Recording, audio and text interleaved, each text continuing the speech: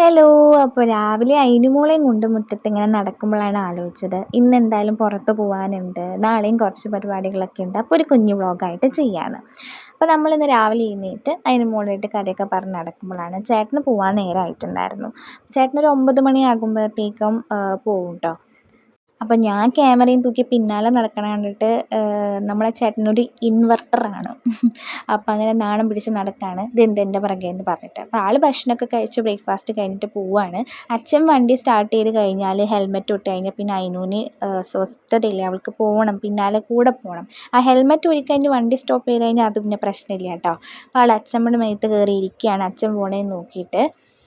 യാത്ര ചെയ്യാൻ ഭയങ്കര ഇഷ്ടമാണ്, പ്രത്യേകിച്ച് ഓട്ടോറിക്ഷയിലും ഈ സ്കൂട്ടിക്കൊക്കെ പോണത്. കാറൊന്നും വലിയ ഇഷ്ടമല്ല പുള്ളിക്ക്. അയിനൂന് കുറുക്ക് കൊടുക്കാനുള്ള ഈ ഒരു കോപ്രായങ്ങളൊക്കെ കാണിച്ചാലേ കഴിക്കുള്ളൂ കേട്ടോ. പാട്ട് വെച്ച് കൊടുക്കണം, അല്ലെങ്കിൽ നമ്മൾ പാടി കൊടുത്താലും മതി. പിന്നെ ഈ വക കാട്ടായങ്ങൾ. അത് കഴിഞ്ഞ് ഞങ്ങൾ റെഡി ആയിട്ട് ഇന്ന് വീട്ടിലേക്ക് പോകേണ്ട ആവശ്യം ഉണ്ടായിരുന്നു.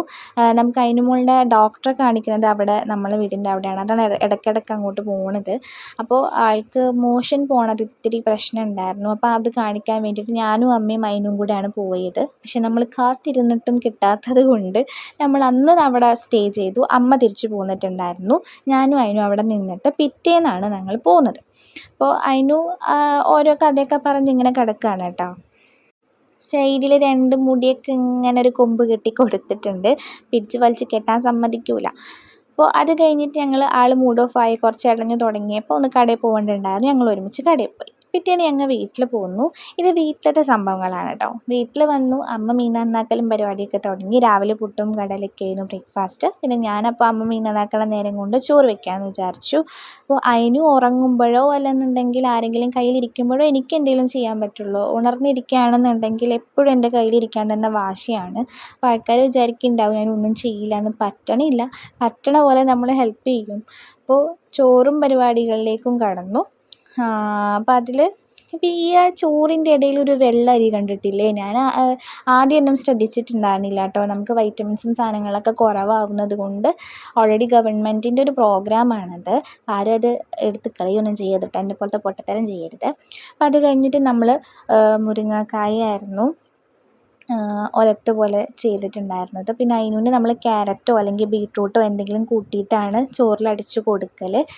അപ്പോൾ ബീട്രൂട്ട് ഇപ്പോൾ നമ്മൊന്ന് സ്റ്റോപ്പ് ചെയ്തു, ആളുടെ മോഷൻ്റെ കളർ ചേഞ്ചായി, പിന്നെ നല്ല ടൈറ്റായപ്പോൾ ഇപ്പോൾ ക്യാരറ്റാണ് കൊടുക്കുന്നത്. അപ്പോൾ അത് കഴിഞ്ഞിട്ട് എനിക്ക് കുറച്ച് അലക്കും പരിപാടികളൊക്കെ ഉണ്ടായിരുന്നു. കുറേ ഉണ്ടായിരുന്നു ആക്ച്വലി.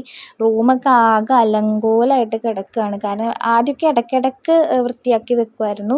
പക്ഷെ ഇപ്പോൾ നമുക്ക് പറ്റണില്ല, എല്ലാം കൂടെ ആളെ വാശിയും എല്ലാം കൂടെ നടക്കണില്ല, റൂം ക്ലീനാക്കി വെക്കാൻ പറ്റണില്ല. അതുകൊണ്ട് ചേട്ടന് വേറെ സൈറ്റിൽ പോകണമെന്ന് പറയുന്നുണ്ടായിരുന്നു. അപ്പോൾ ഒന്ന് ഷർട്ട് തേച്ച് കൊടുക്കാൻ പറഞ്ഞു. അപ്പോൾ ഷർട്ട് തേക്കലും പരിപാടിയിലാണ്. എനിക്ക് ഷർട്ട് തേക്കൽ ആദ്യം ഒട്ടും അറിയില്ലായിരുന്നു കേട്ടോ. ഇപ്പോഴാണ് പിന്നെയും ബെറ്ററായിട്ട് അറിയണത്, സെറ്റായി എന്നല്ല. അപ്പോൾ ചേട്ടനോടൊന്ന് ചിരിക്കാൻ പറഞ്ഞതാണ്. പക്ഷേ ഭയങ്കര, ഞാൻ പറഞ്ഞല്ലോ നേരത്തെ ചേട്ടനൊരു ഇൻവെർട്ടറാണ്. അതിൻ്റെ ഇടയിലാണ് അമ്മായിയും ചേച്ചിയും വന്നിട്ടുണ്ടായിരുന്നു വീട്ടിൽ.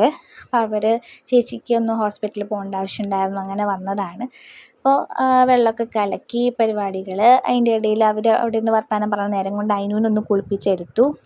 അതിന് കുളിക്കാൻ ഇഷ്ടമാണ്, പക്ഷെ തലയിൽ വെള്ളം ഒഴിക്കുന്നത് ഒട്ടും ഇഷ്ടമല്ല കേട്ടോ.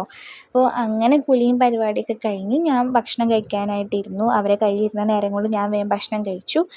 ആൾ ഭക്ഷണം കഴിച്ചു, അതിനൊന്ന് ചോറടിച്ച് കൊടുത്തു. ചോറ് കുടിച്ച് കഴിഞ്ഞിട്ടുണ്ടെങ്കിൽ പിന്നെ ഇത്തിരി എനർജറ്റിക്കാണ് ആൾ. പിന്നെ നന്നായിട്ട് കളിച്ചോളും. എന്തെങ്കിലും കഴിച്ച് കഴിഞ്ഞാൽ പിന്നെ കുറേ നേരം കളിച്ചോളും.